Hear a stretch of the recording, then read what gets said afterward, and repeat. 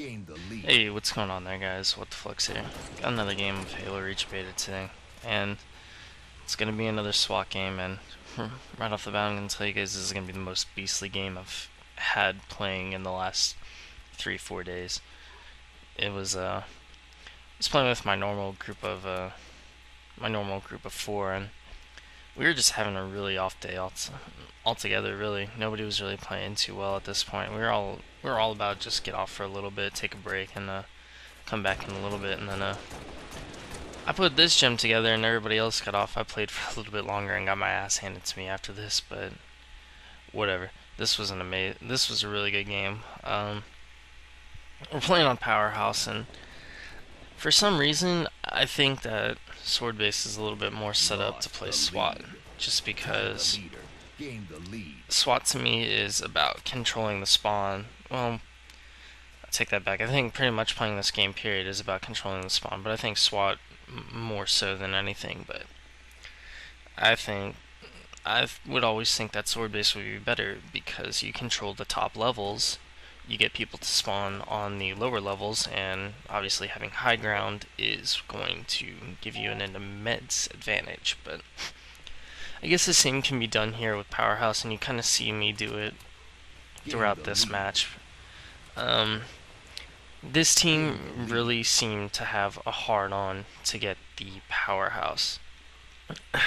They kept flying up the hills, trying to get up in there and trying to control that room, so I do kind of camp this game, but I think it's really warranted, and I think it'll really show, and it won't really seem too much like I'm just sitting there, you know, being a douchebag, sitting in a corner trying to destroy people.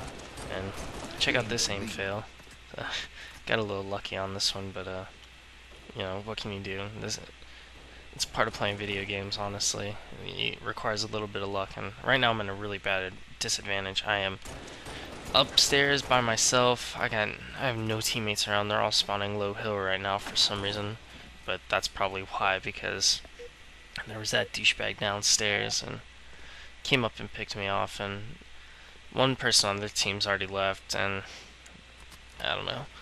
I found that whenever somebody leaves and, you know, it goes down to, you know, 3 people, it kind of gives them an advantage, really, because usually the person who leaves is probably pretty horrible, and he's probably feeding us points. So this actually is a really, really, really close game, and this guy has pretty bad attention span, just runs right by me, didn't even notice me, but, you know, whatever.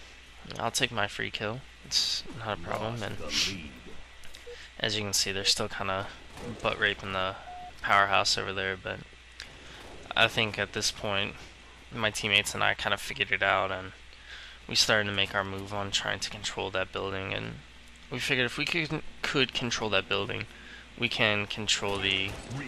Oh, that was a pretty good shot. We can control the hills leading up to it, and this way I'm about to go right now, I do not like trying to enter the Powerhouse through here. It's very flat, it's very open. It's a very simple kill, as long as somebody's controlling this doorway. And I should have gotten a double right here, but I only picked up the single, but whatever.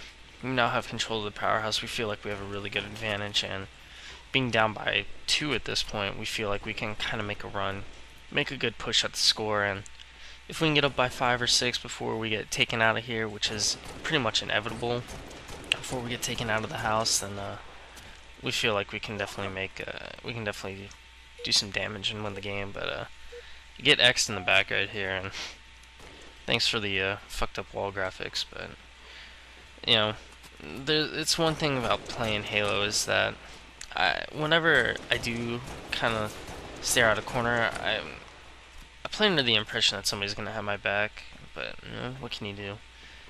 Get X in the back, not a big deal. And somebody just kind of firing randomly there, but if you guys take something away from Call of Duty, you can that you can take into this game, pre-firing isn't a bad idea whatsoever.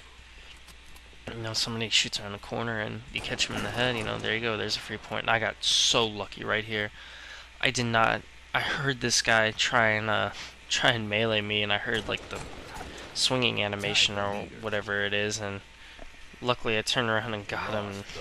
I started screaming after that, and my teammates like, "The hell just happened?" And I was like, "You know what? I don't even know. I don't even know what happened, but I'll take it." And here we go. This is gonna be the little run right here where it kind of looks like I'm camping, but you know, look at them. They're just flying in here. There's no reason to move, and there's really not an opportunity to move too much. I mean, right here I could have probably shot out and gone low hill, but that's putting myself at a disadvantage, and I don't believe that's the way to go. But I think that's my 7th kill at this point. I think I'm about to get taken out. Yeah. I don't even... That was another issue where I thought that somebody would have been on my back. Somebody would have been watching me, but my teammates really want to move around this game. I don't know why. Typically, we try to just control an area and let people run to us, get the lead, and, you know, take advantage of the fact that we have the lead. They have to come to us. They have to gain it back, and there's a little tie beatdown right there, but I'll take it. I'd rather give a point and take a point than just, you know, lose a point. So even though it was a death, what can you do? Not too big of a deal. It's still pretty close. We're only down by 1 at this point, but you kind of, once you get over 35 kills, you kind of feel a sense of urgency, and you feel like you really need to take the lead, even if it's by 2 kills. 2 kills is a lot, and they're back up in the powerhouse. You can tell as you see my teammate get taken down as he comes in, but they didn't watch this hill very well this entire game.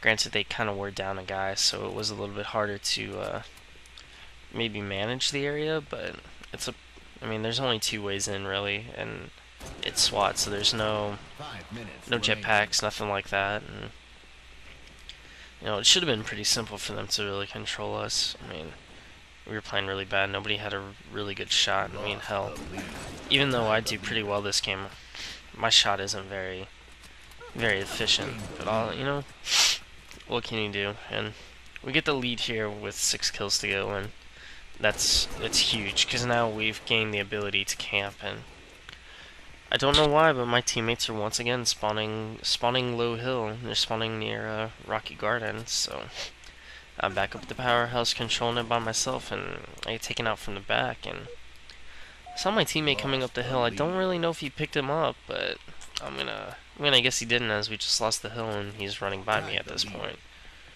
But oh well. And this kid sat here every time we ran up here. He was just sitting right there.